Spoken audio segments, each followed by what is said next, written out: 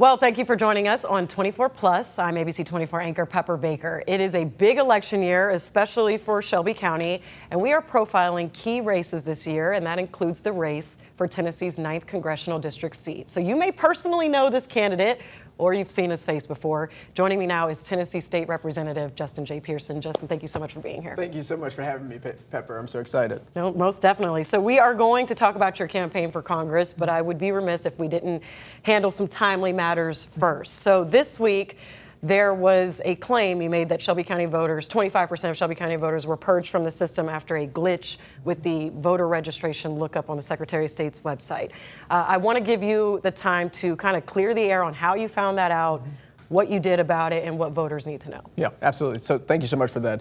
So 25% of voters in Shelby County are actually listed as inactive. They're not purged. And so that's what I want to make sure people understand, and that's what I was sharing. And I thank Clerk Sawyer for bringing it to light that people were not able to find their voter registration files. And so I reached out to Secretary of State Trey Hargett, and I actually went to his office, just walked there and met with him to learn what do we need to do to make sure that these 25% of our voters, which is roughly 143,000 people, actually retain access to the ballot. What it means to be inactive is that in the last 4 years, someone has not voted. And if they do not vote within the next 4 years, they will be purged, which means Shelby County is facing a cliff, where if people who are a part of the 143 don't engage in the political process in the next 4 years, they will no longer be eligible to vote. And so actually, I'm working with the Tennessee Caucus of Black State Legislators on an initiative called Activate Tennessee, and they've asked me to lead that. And we're going to get together with our Divine Nine organizations, civic organizations, to start reaching out to people via phone to let them know they have to participate. We know that voting is a right and it shouldn't be a privilege, but Tennessee state law treats it more like a privilege. And if you don't use it, you can lose it. So that glitch honestly uncovered some really important information about status for Shelby County voters at this moment, especially in a big year that we're in right now.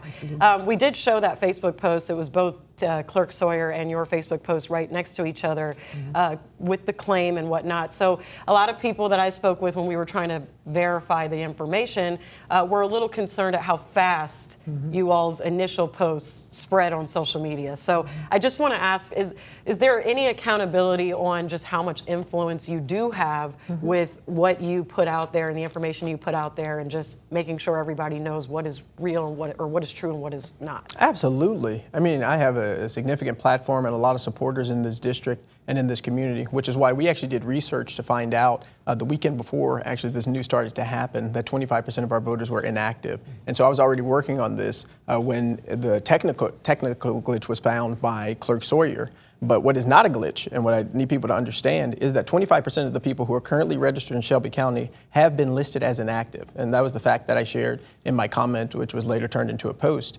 The truth of the matter is, if we do not engage people in this political process, and I'm speaking to myself as a candidate and other candidates, we are facing potentially 25% of the people who are currently registered not being able to vote when they are purged in 2029. And so one of my responsibilities, right, when sharing information is to make sure we have research, which we do, going to the source, which is the Secretary of State, which I did, and also reaching out to Linda Phillips, who's the leader of Shelby County Election Commission, and she and I spoke early in the morning to discuss how can we make sure that those voters get engaged. And I know there's a lot of emphasis on voter registration, but we have to do some work on voter mobilization. And I think this is raising attention about our need to participate in civics and to get people in our families, in our communities, more engaged in the process so that they don't lose the right to vote. Okay, yeah, that's a good point there. Last point on this, because we need to get to your campaign discussion, what we're really here for. Do you have concerns about integrity in the upcoming elections? I do not have concerns about integrity in the upcoming elections. What I do have concerns about is the Donald Trump administration taking ballots in Georgia. What I do have concerns about is the Secretary of State's office in Tennessee handing over ballots to the Trump administration. We do not need to see Social Security numbers and access to our voting information being given away to this administration without clear chain of custody and without information about what they're going to use it for. And so while I'm not so worried about there being a corruption of our system, I am deeply concerned about how information may be used by this administration.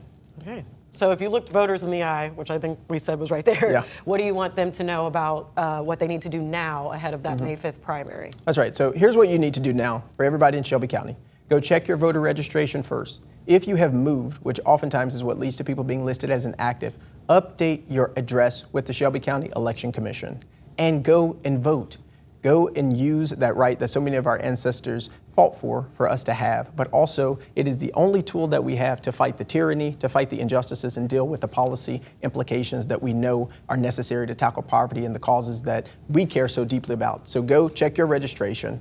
Go update your address if you have moved, but then go and participate in the process, and look forward to more information from me directly and so many organizations about Activate Tennessee. Okay, good message there.